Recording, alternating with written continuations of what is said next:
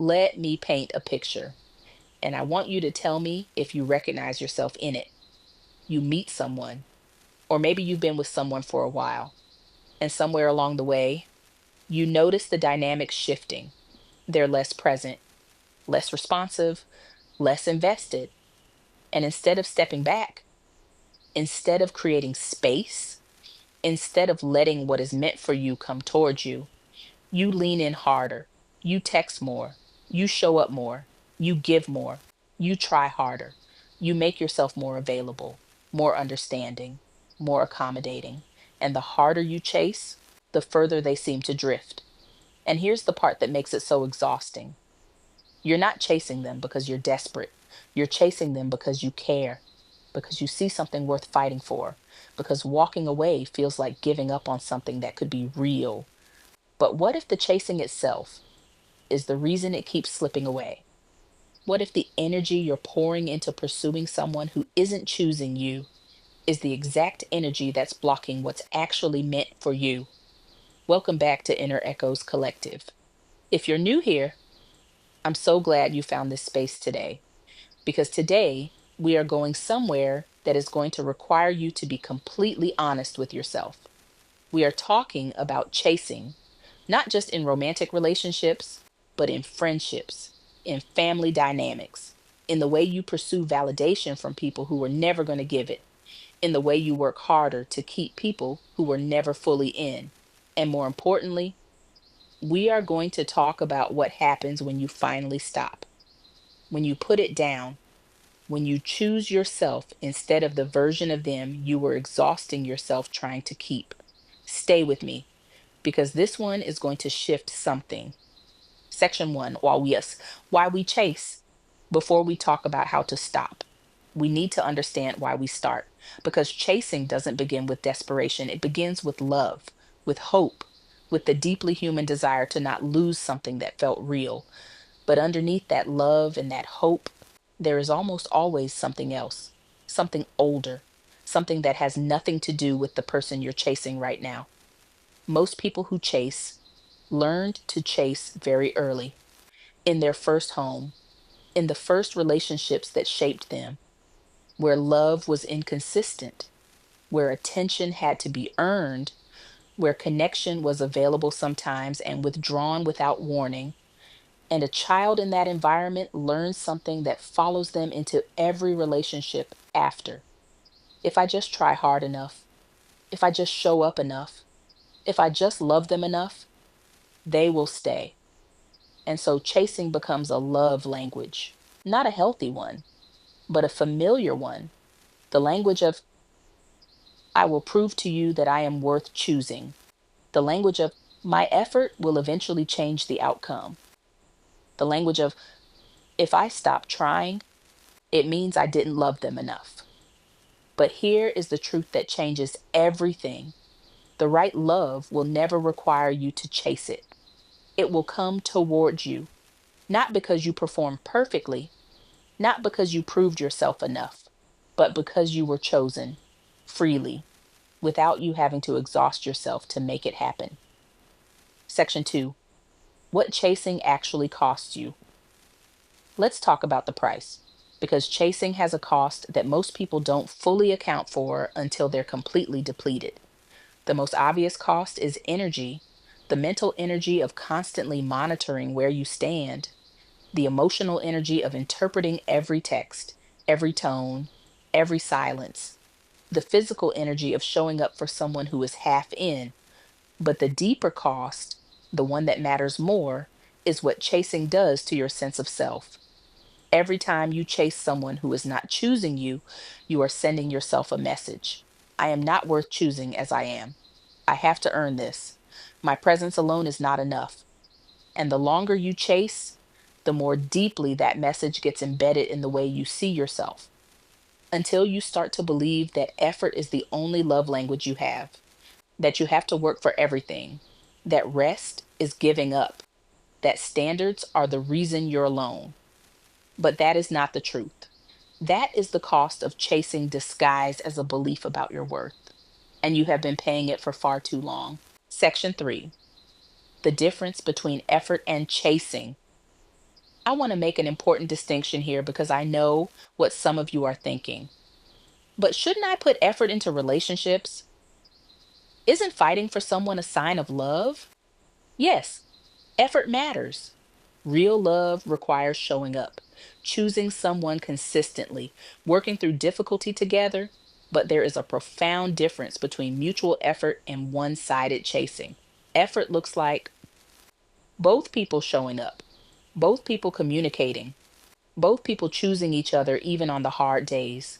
Chasing looks like one person pulling toward while the other drifts back, one person giving more to compensate for what the other isn't giving, one person working to maintain a connection that the other person isn't actively maintaining with them. Effort feels like building something together. Chasing feels like trying to hold water in your hands. No matter how tightly you close them, it keeps slipping through. And the exhaustion of that, the endless leaking of your energy into something that isn't holding, is one of the clearest signs that what you're doing has crossed the line from loving effort into self abandoning pursuit. Section 4: What letting go actually means. Now let's talk about the part that scares most people: letting go. Because when most people hear those words, they hear giving up. They hear not caring anymore. They hear walking away from something real. But letting go is none of those things. Letting go is not indifference. It is not coldness. It is not building a wall and deciding no one is worth the risk. Letting go is a decision, a conscious, courageous decision to stop pouring your energy into a direction that is not filling you and to redirect it back toward yourself. It is the moment you say, I have given what I have to give, and if that is not enough to make them choose me, then perhaps I am meant to be chosen by someone for whom it is more than enough. Letting go is also not a single moment. It is not one conversation or one decision or one day where you wake up and feel completely free. It is a practice, a daily, sometimes hourly practice of choosing not to reach for what is no longer reaching back, of sitting with the discomfort of that empty space instead of filling it with pursuit, of trusting, even when it feels impossible, that what is meant for you does not require you to chase it to the point of losing yourself. Section 5: Why letting go creates space for better. Here's the part that feels almost counterintuitive until you've lived it. The moment you stop chasing, something shifts. Not always immediately, not always dramatically, but something shifts inside you first. The energy that was constantly leaking outward towards someone who wasn't receiving it fully starts to return. And that returned energy, that reclaimed attention and intention, changes the way you move through the world. You stop being available for half hearted connections because you're no longer operating from scarcity. You stop tolerating dynamics that drain you because you've remembered what it feels like to have your energy intact. You start attracting differently because you're showing up differently, not performing, not pursuing, not trying to be enough for someone who hasn't decided if they want you. Just present, whole, clear about what you want and what you will not accept. And that version of you, the one who has stopped chasing, who has reclaimed their energy, who is standing in their own worth without waiting for someone to confirm it, that version of you is magnetic in a way that the chasing version never was. Not because you became someone different, but because you stopped hiding yourself underneath all that effort. Section 6: The 10 signs you need to stop chasing. Let's make this specific because sometimes we need someone to hold up a mirror and say clearly, this is what it looks like. Do you recognize it? Sign number 1: you are always the one initiating every text, every call, every plan. If the connection only exists because you keep creating it, that is not a relationship. That is you performing a relationship for someone who is watching but not participating. Sign number 2: you feel more anxious than at peace. The presence of this person in your life should not feel like a constant source of uncertainty. If you spend more time analyzing their behavior than enjoying their company, something is telling you something. Listen to it. Sign number 3: you keep making excuses for their absence. They're busy. They're going through something. They show love differently. One of these things can be true sometimes, but when it becomes the explanation for every pattern of unavailability, you're not being understanding. You are protecting yourself from a truth you're not ready to accept. Sign number 4: you have changed yourself to keep them. You have made yourself smaller, less opinionated, less needy, more available, more flexible, more everything they seem to want, and less of who you actually are. And somewhere in that process, you lost the thread of yourself. That is the highest price chasing asks you to pay, and it is too high. Sign number 5: you feel relieved when they show up and devastated when they don't. This cycle of relief and devastation is not the rhythm of a healthy connection. It is the rhythm of a trauma bond. And if your emotional state is being regulated by whether or not they choose to show up, they have far more power over your inner world than anyone who hasn't fully chosen you deserves to have. Sign number 6: you are the only one fighting for it. Relationships are not supposed to be won, they are supposed to be mutual. If you are the only one working to keep this alive, you are not in a relationship. You are in an audition that never ends for a role that was never offered. Sign number 7: your instincts have been telling you to stop. You know, you have always known. That quiet voice that surfaces in the still moments, the one you keep talking yourself out of, the one you keep explaining away, it has been telling you the truth for longer than you've been listening. Honor it. Sign number 8: you have lost yourself in the pursuit. Your friendships have faded. Your interests have narrowed. Your world has gotten smaller because so much of your energy, attention, and emotional bandwidth has been consumed by this one pursuit that everything else has moved to the margins. That is not love expanding your life. That is chasing, contracting it. Sign number 9: you are hoping they will eventually see your worth.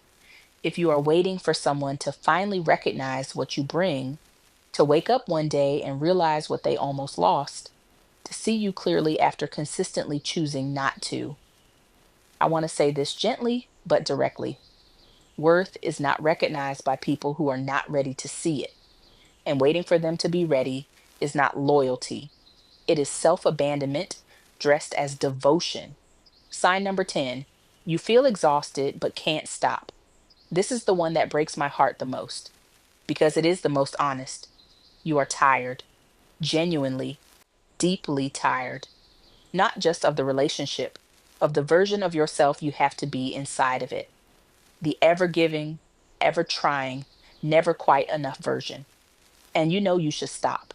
But stopping feels like admitting something you're not ready to admit. So let me admit it for you. It is not working, not because you didn't try hard enough, but because you cannot chase someone into choosing you. And the sooner you put it down, the sooner you can start choosing yourself instead. Section 7: how to actually stop chasing. So, how do you do it? In real life, in the moments when your hand is already reaching for your phone, when the silence is unbearable and sending that text feels like the only way to breathe. The first thing is redirecting the energy back to yourself immediately, not eventually, immediately. The moment you feel the urge to chase, turn it inward. What do you need right now? What have you been neglecting while you were focused on them? Where can you pour this energy that will actually fill you instead of drain you? This is not distraction. This is reclamation. The second thing is sitting with the discomfort of the silence you create. Because when you stop chasing, there will be silence. And that silence will feel unbearable at first. It will feel like loss, like proof that they didn't care, like confirmation of every fear you have about your own worth. But that silence is also information. It shows you clearly what the dynamic actually was underneath all your effort. If the only thing holding the connection together was your pursuit, then the silence doesn't mean you lost something real. It means you finally saw what was actually there. The third thing is choosing yourself in the specific moment you normally wouldn't. Not in a grand declaration, not in a conversation, in the small daily moments, the moment you don't send the second text, the moment you make plans for yourself instead of keeping your schedule open for them, the moment you invest the energy you would have spent pursuing them into something that is actually building your life. Each one of those moments is a vote for the version of you that knows their worth. And over time, those votes accumulate into a completely different life. Section 8: What you attract when you stop. I want to close this part with something that is going to require you to trust a process you haven't seen yet. When you stop chasing, when you genuinely, fully commit to pouring your energy back into yourself, what you attract changes. Not because you played a game, not because you followed a strategy, but because you changed. The person who has stopped chasing is not the same person who was chasing. They carry themselves differently. They speak about themselves differently. They make different decisions about who gets access to their time, their energy, their heart. They are not available for connections that require them to work against their own peace. And that unavailability, that quiet, non performative, genuinely rooted in self worth unavailability, draws people toward them in a way that pursuit never did. Because people are drawn to those who know who they are, to those who are not defined by whether or not someone chooses them, to those who are living fully, intentionally, unapologetically, with or without anyone's validation. That person is who you become when you stop chasing. And that person attracts better, not just in relationships, in everything. If you have been chasing something that keeps moving further away the harder you try, I want you to hear this before you close this video. You are not failing at love. You are failing at a strategy that was never going to work. Chasing is not love. It is the fear of loss dressed as devotion, and you deserve to know the difference. The right connection, the one that is actually meant for you, will not require you to shrink. It will not require you to perform. It will not require you to fight for a seat at a table that should have been offered to you freely. It will feel like relief, like finally being able to exhale in someone's presence instead of bracing, like being chosen clearly, consistently, without conditions, by someone who never made you wonder where you stood. That is not a fantasy. That is what love is supposed to feel like. And you will not find it while you are running towards something that keeps moving away. But the moment you stop running, the moment you turn back toward yourself, the moment you decide that your energy, your time, your heart are worth more than a half hearted connection, everything changes. Not overnight, but it changes. Stop chasing, start choosing yourself, and watch what finally has the space to choose you back. Before you go, thank you for being here today. Thank you for choosing to show up for yourself in this way. If this video hit something in you, please like it. Share it with someone who needs to hear this right now. You might be the reason they finally put it down. And if you haven't subscribed yet, now is the time. Turn on your notifications so you never miss what's coming next. Drop a comment below and tell me, are you currently chasing something or someone that isn't choosing you back? Or have you been through this and come out the other side? Either way, I want to hear from you. I read every single comment, and I'll be right there with you. Take care of yourselves. Be gentle with yourselves. Stay blessed. God bless you always. Inner Echoes Collective. I will see you in the next one.